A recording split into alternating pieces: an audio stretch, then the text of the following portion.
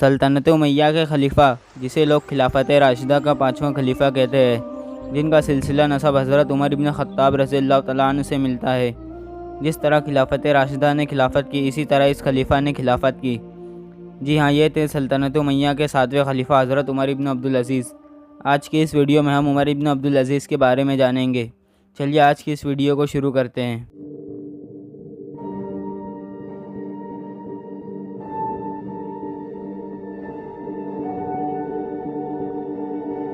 سلطنت امیہ میں حضرت معاویہ سے لے کر جتنے خلیفہ آئے، انہوں نے رعایا پر اتنا دھیان نہیں دیا، جس کی وجہ سے گناہ عام ہو گئے۔ اس وقت کے جتنے بھی خلیفہ آئے، انہوں نے بیت المال کو ذاتی مال سمجھ لیا تھا۔ عمر ابن عبدالعزیز سے پہلے یعنی سلطنت امیہ کے 6ٹھے خلیفہ سلیمان نے اپنے بیٹے کے بدلے اپنے چچیرے بھائی کو خلیفہ بنایا۔ اس سے مسلمان تو خوش ہو گئے، لیکن امیہ خاندان میں ہلچل مچ گئی کہ سلیمان نے یہ کیا کیا۔ لیکن سلیمان نے جو کیا صحیح کیا تھا۔ جب سلیمان کے چچیرے بھائی یعنی عمر ابن عبدالعزیز نے خلافت کے تخت کو سنبھالا، بہت گناہ کا خاتمہ کیا اور ذاتی خزانے کو بیت المال میں واپس دے دیا اور پھر سے خلافت راشدہ کو زندہ کیا۔ ان کے رشتے کی تاریخ یہ ہے کہ ایک مرتبہ حضرت عمر رضی اللہ تعالیٰ عنہ نے اپنے دور حکومت میں یہ اعلان کرایا تھا کہ دودھ میں کوئی پانی نہ ملائے۔ اسی دور میں حضرت عمر رضی اللہ تعالیٰ عنہ رات کو گشت کر رہے تھے، تبھی ایک گھر سے بات کرنے کی آواز آئی، بیٹی صبح ہونے والی ہے، دودھ میں پانی ملا دو۔ تو بیٹی نے کہا، امی جان، امیر المومنین نے منع کیا ہے۔ والدہ نے کہا، امیر المومنین یہاں نہیں ہے، انہیں کیسے پتہ چلے گا؟ تو بیٹی نے جواب دیا، امیر المومنین کو نہیں پتہ تو کیا ہوا، خدا تو دیکھ رہا ہے نا۔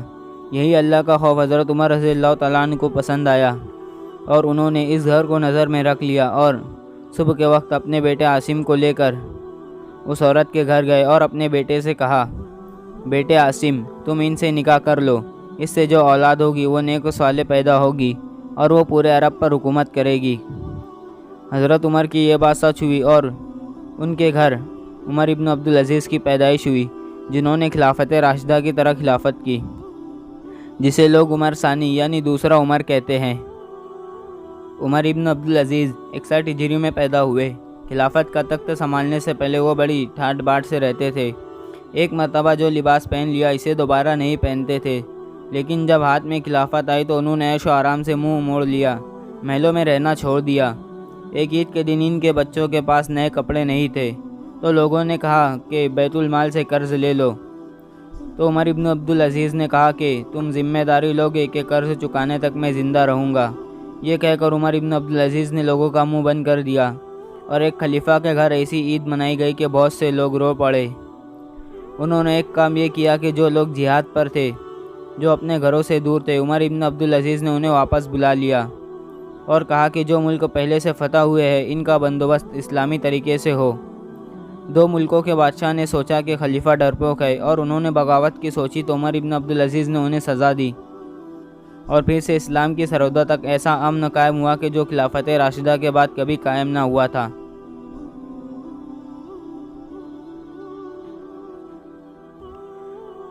جو غیر مسلم بادشاہ تھے، عمر ابن عبدالعزیز نے انہیں اسلام کی دعوت دی۔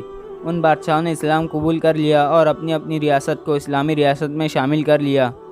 عمر ابن عبدالعزیز نے جگہ جگہ قرآن و حدیث کے درسگاہ بنائے، جہاں اچھے عالم قرآن و حدیث کا درس دیتے تھے۔ عمر ابن عبدالعزیز نے اسلامی عالموں کو اس بات پر آمادہ کیا کہ قرآن و حدیث کی جو ضروری باتیں ہیں اسے آسان زبان میں لکھے اور پھیلائے، تاکہ زیادہ سے زیادہ لوگ اسلام کی طرف آ سکیں۔ اس کا نتیجہ یہ ہوا کہ قرآن و حدیث کی کتابیں جوش و خروش کے ساتھ لکھی جانے لگیں، جس کی وجہ سے آگے چل کر بڑے بڑے امام و محدثین پیدا ہوئے۔ ان کے انصاف کے اثرات انسانوں پر ہی نہیں، جانوروں پر بھی تھے۔ اس زمانے میں بھیڑیے اور بکریاں ایک ساتھ چرا کرتی تھی۔ موسیٰ ابن عیون کہتے ہیں کہ ایک مرتبہ میری بکری پر ایک بھیڑیے نے حملہ کر دیا تو میں سمجھ گیا کہ امیر المومنین کا انتقال ہو گیا ہے۔ جب تحقیق کی گئی تو پتہ چلا اس دن عمر ابن عبدالعزیز کا انتقال ہو گیا تھا۔ لوگ آج بھی عمر ابن عبدالعزیز کو دوسرے عمر کے نام سے جانتے ہیں۔ آج کی اس ویڈیو میں بس اتنا ہی۔ اگر آپ کو اس ویڈیو سے آپ کے علم میں اضافہ ہوا ہے تو اس ویڈیو کو لائک کر کے چینل کو سبسکرائب کر لیے۔ تب تک کے لیے اللہ حافظ۔